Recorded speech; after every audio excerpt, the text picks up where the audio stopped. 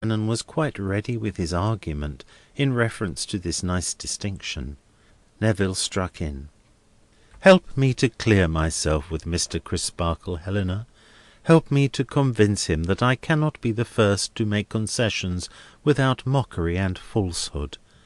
My nature must be changed before I can do so, and it is not changed. I am sensible of inexpressible affront, and deliberate aggravation of inexpressible affront, and I am angry. The plain truth is, I am still as angry when I recall that night as I was that night." "Neville," hinted the Minor Canon with a steady countenance, "you have repeated that former action of your hands, which I so much dislike." "I am sorry for it, sir, but it was involuntary. I confessed that I was still as angry." "And I confess," said Mr. Crisparkle, "that I hoped for better things." "I am sorry to disappoint you, sir, but it would be far worse to deceive you, and I should deceive you grossly if I pretended that you had softened me in this respect. The time may come when your powerful influence will do even that with the difficult pupil whose antecedents you know, but it has not come yet. Is this so, and in spite of my struggles against myself, Helena?" She, whose dark eyes were watching the effect of what he said on Mr. Crisparkle's face, replied, to Mr. Crisparkle, not to him, "It is so." After a short pause, she answered the slightest look of inquiry conceivable in her brother's eyes, with as slight an affirmative bend of her own head, and he went on. "I have never yet had the courage to say to you, sir, what in full openness I ought to have said when you first talked with me on this subject.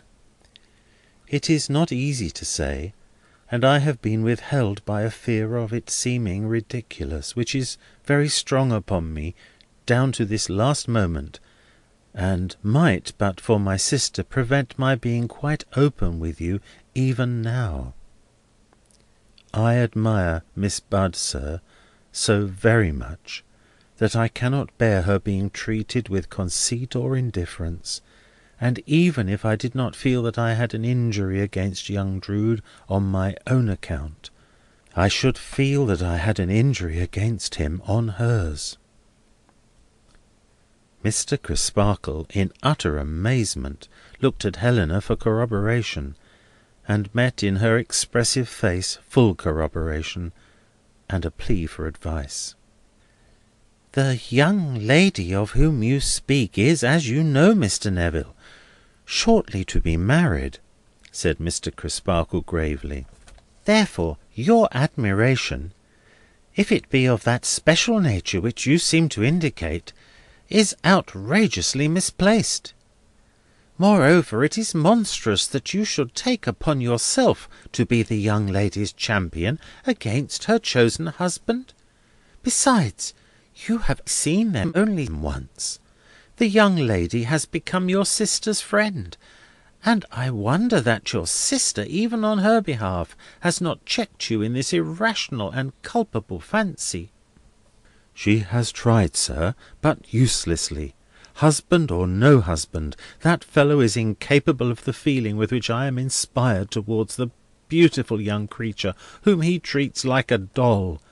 I say he is as incapable of it as he is unworthy of her. I say she is sacrificed in being bestowed upon him. I say that I love her, and despise and hate him." This with a face so flushed, and a gesture so violent, that his sister crossed to his side and caught his arm, remonstrating, "Neville, Neville!"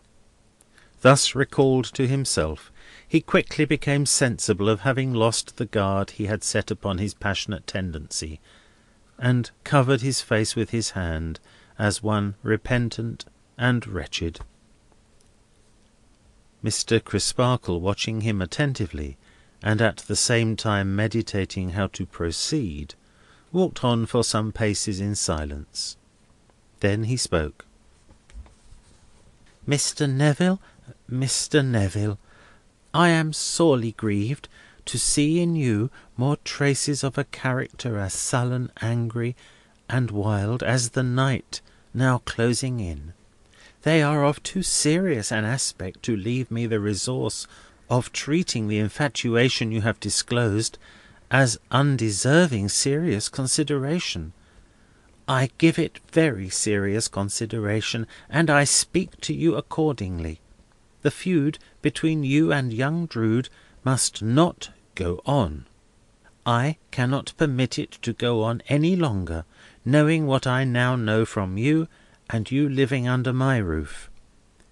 Whatever prejudiced and unauthorized constructions your blind and envious wrath may put upon his character, it is a full, good-natured character. I know I can trust to it for that.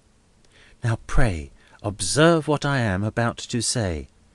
On reflection, and on your sister's representation, I am willing to admit that, in making peace with young Drood, you have a right to be met halfway.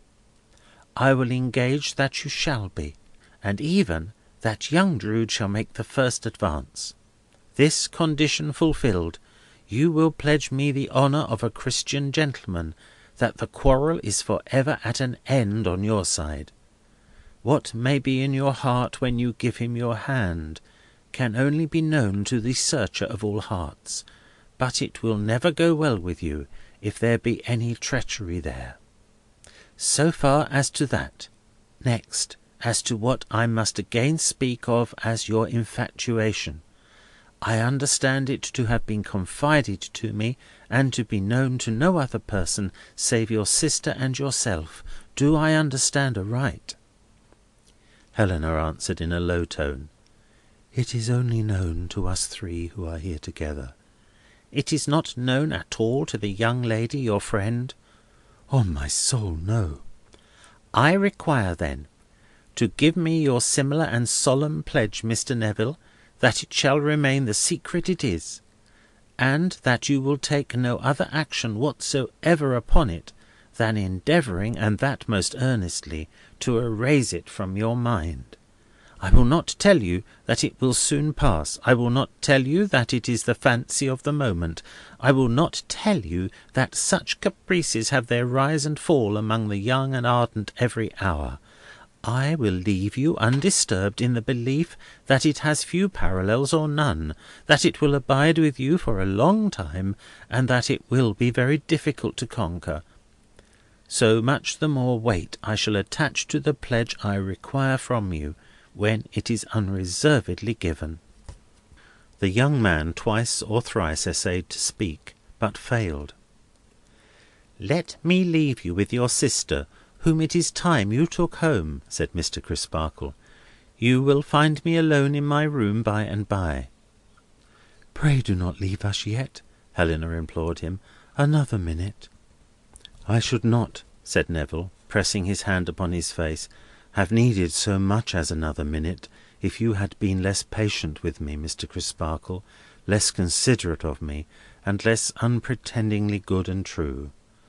Oh, if in my childhood I had known such a guide!" "Follow your guide now, Neville," murmured Helena, "and follow him to heaven." There was that in her tone which broke the good Minor Canon's voice, or it would have repudiated her exaltation of him. As it was, he laid a finger on his lips and looked towards her brother. "To say that I give both pledges, Mr. Crisparkle, out of my innermost heart, and to say that there is no treachery in it, is to say nothing." Thus Neville greatly moved. "I beg your forgiveness for my miserable lapse into a burst of passion." "Not mine, Neville, not mine. You know with whom forgiveness lies, as the highest attribute conceivable. Miss Helena, you and your brother are twin children. You came into this world with the same dispositions, and you passed your younger days together, surrounded by the same adverse circumstances. What you have overcome in yourself, can you not overcome in him? You see the rock that lies in his course. Who but you can keep him clear of it?" "Who but you, sir?"